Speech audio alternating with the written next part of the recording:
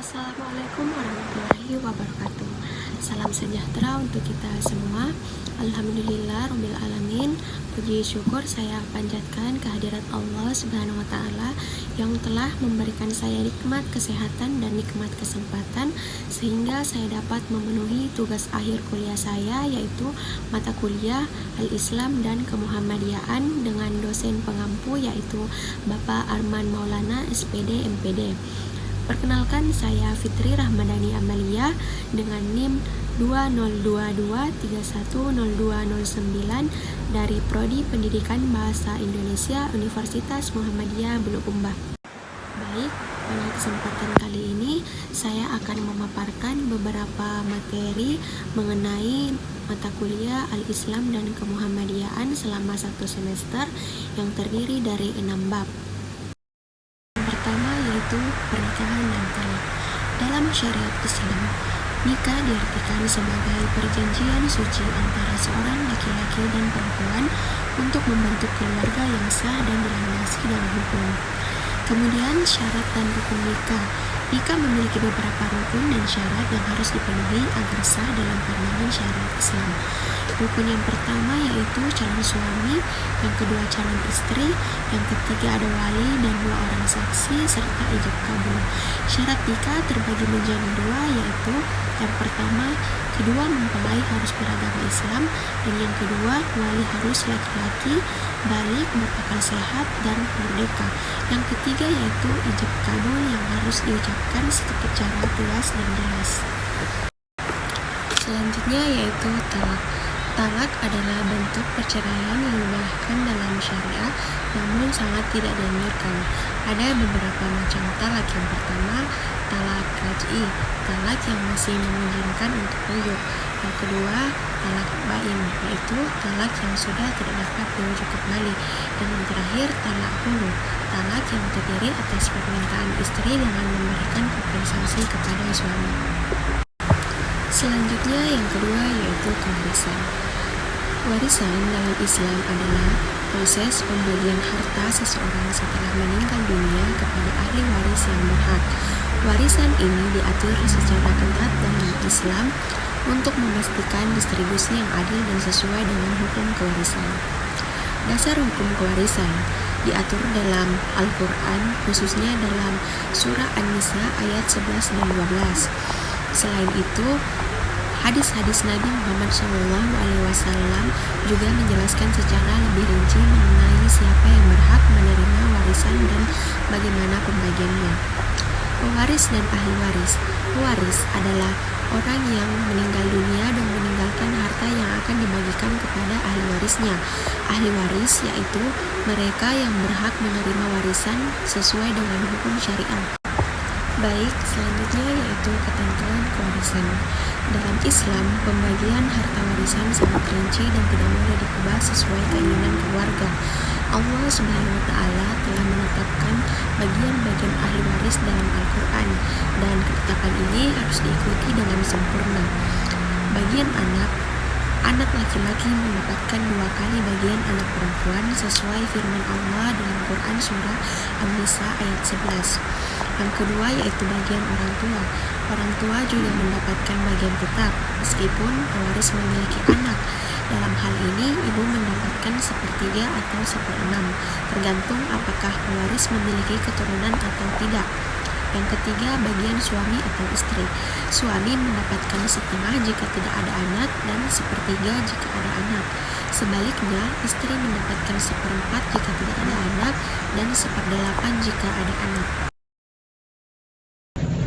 Contoh kasus kewarisan. Seorang ayah meninggal dunia dan meninggalkan harta sebesar 350 juta rupiah. Pewaris memiliki istri, 1 anak laki-laki dan 2 anak perempuan. Maka pembagian warisan adalah: yang pertama, istri mendapatkan 1/8 dari total harta karena ada anak. Berarti istri mendapatkan 43,75 juta rupiah. Sisa harta setelah membagi kepada istri yaitu 306,25 juta.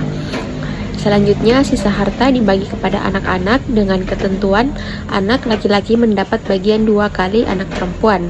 Berarti anak laki-laki mendapatkan 153,125 juta rupiah dan masing-masing anak perempuan mendapatkan 76,56 juta rupiah.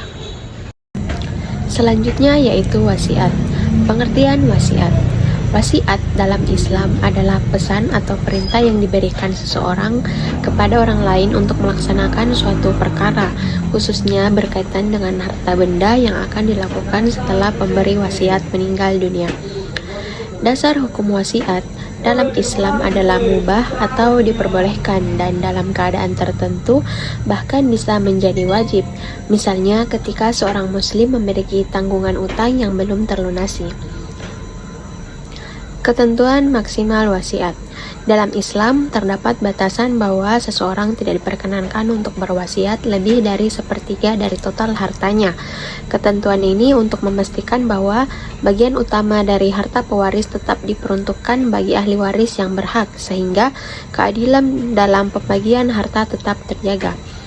Selanjutnya yang berhak menerima wasiat, yang pertama bukan ahli waris, yang kedua orang yang memiliki hubungan dengan pewaris, yang ketiga orang yang berhak atas wasiat yang disebutkan dalam Al-Quran. Sekarang contoh kasus wasiat. Seorang ibu meninggalkan pesan sebelum wafat kepada seorang sahabatnya bahwa ia ingin memberikan sebagian dari perhiasannya kepada tetangganya yang telah membantunya selama sakit. Namun, pesan tersebut menyatakan bahwa pemberian itu tidak boleh lebih dari sepertiga dari total nilai perhiasan yang ia tinggalkan. Setelah ahli warisnya membagi perhiasan sesuai hukum waris yang berlaku, sisanya diberikan kepada tetangga yang disebutkan dalam wasiat tersebut. Selanjutnya yang keempat yaitu hibah. Pengertian hibah dalam Islam merupakan salah satu bentuk sedekah yang disyariatkan dan dianjurkan dengan tujuan mempererat hubungan sosial dan kedermawanan antar sesama. Jenis-jenis hibah. Yang pertama, hibah umum atau mutlak, yaitu hibah yang diberikan kepada seseorang atau lembaga tanpa syarat atau ikatan tertentu. Contohnya, seseorang memberikan harta kepada saudaranya secara cuma-cuma. Yang kedua, hibah bersyarat atau muqayyad, yaitu hibah yang diberikan dengan ketentuan atau syarat tertentu yang harus dipenuhi oleh penerima hibah. Misalnya, seorang ayah memberikan tanah kepada anaknya dengan syarat anak tersebut harus menggunakannya untuk membangun rumah. Yang ketiga, hibah wajib, yaitu hibah yang diwajibkan oleh hukum syariah dalam keadaan tertentu, seperti ketika seseorang suami memberikan harta kepada istrinya sebagai bentuk pemberian mahar yang telah disepakati. Syarat dan hukum hibah. Syarat sah hibah yang pertama yaitu pemberi hibah atau wahib, di mana pemberi hibah haruslah orang yang sudah balik, berakal, dan memiliki harta yang ingin dihibahkan secara sah. Harta yang dihibahkan harus milik pribadi dan bebas dari hak orang lain. Yang kedua, penerima hibah atau mauhub lahu, yaitu penerima hibah haruslah pihak yang mampu secara syar'i untuk menerima hibah, baik itu individu atau lembaga. Penerima hibah harus sudah jelas sebelum hibah diberikan. Yang ketiga yaitu barang yang dihibahkan atau mauhub, di mana barang atau harta yang dihibahkan haruslah barang yang halal, jelas, dan dapat dipindahkan kepemilikannya. Barang tersebut harus sudah dimiliki sepenuhnya oleh pemberi hibah. Dan yang keempat, ijab kabul, yang dimana harus ada pernyataan atau biasa disebut dengan ijab dari pemberi hibah dan penerimaan atau kabul dari penerima hibah yang menunjukkan bahwa hibah tersebut sah dilakukan. Proses ini bisa dilakukan secara lisan atau tertulis. Dan selanjutnya hukum hibah. Hukum hibah hukumnya mubah atau diperbolehkan, bahkan dianjurkan dalam situasi tertentu. Dan hibah juga bisa menjadi wajib ketika ada hak-hak orang lain yang harus dipenuhi melalui pemberian harta, misalnya dalam konteks pemberian nafkah kepada anggota keluarga.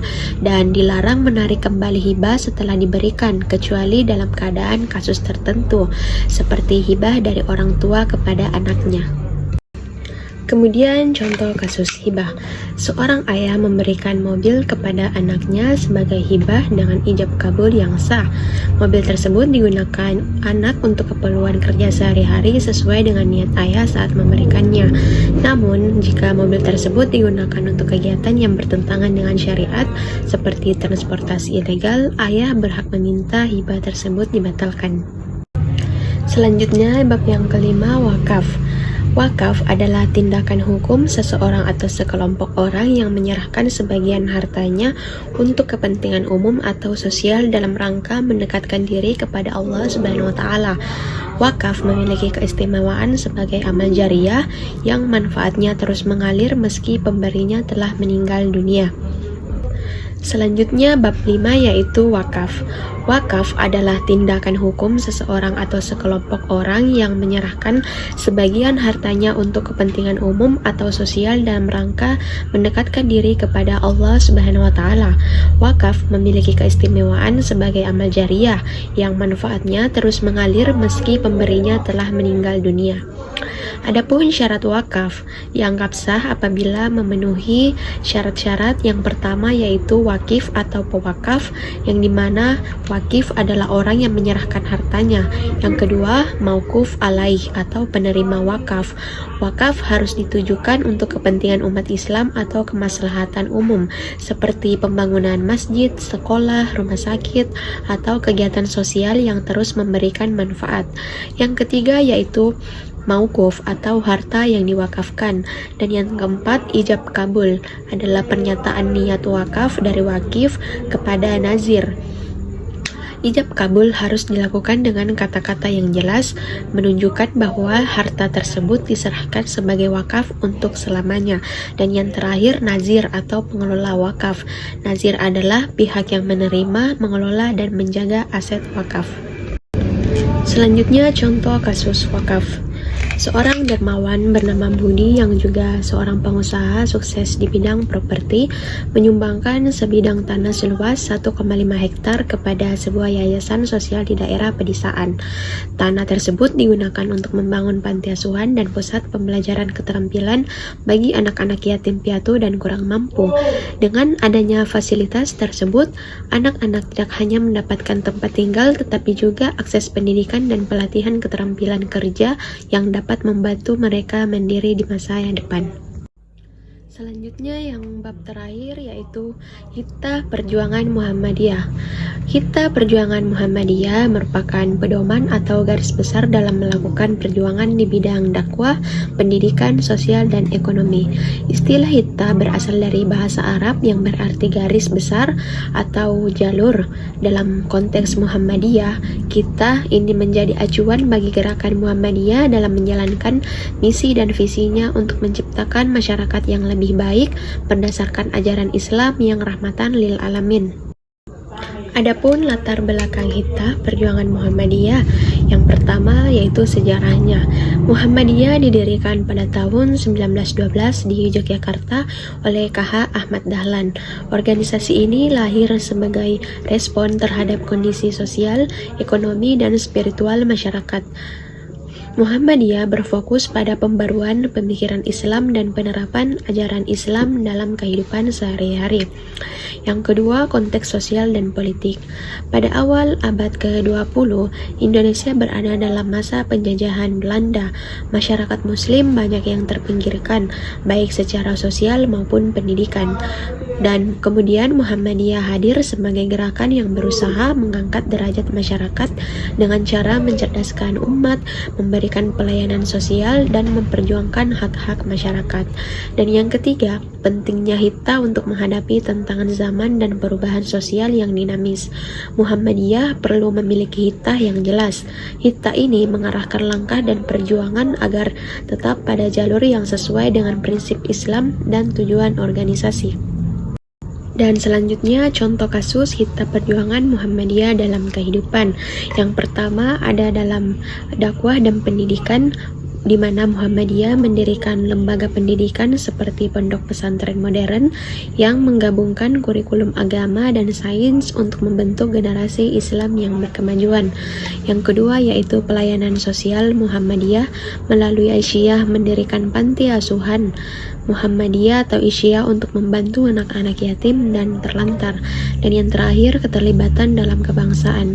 Muhammadiyah mendorong umat Islam untuk berpartisipasi aktif dalam proses demokrasi seperti memilih pemimpin yang amanah saat pemilu. Itulah tadi materi yang saya terima selama 1 semester ini yang terdiri dari 6 bab, dan apa yang saya dapatkan selama ini sangat bermanfaat, terutama tentang kemuhammadiyahan. Dan terima kasih kepada Bapak dosen pengampu mata kuliah yang telah banyak mengajarkan ilmunya selama 1 semester ini.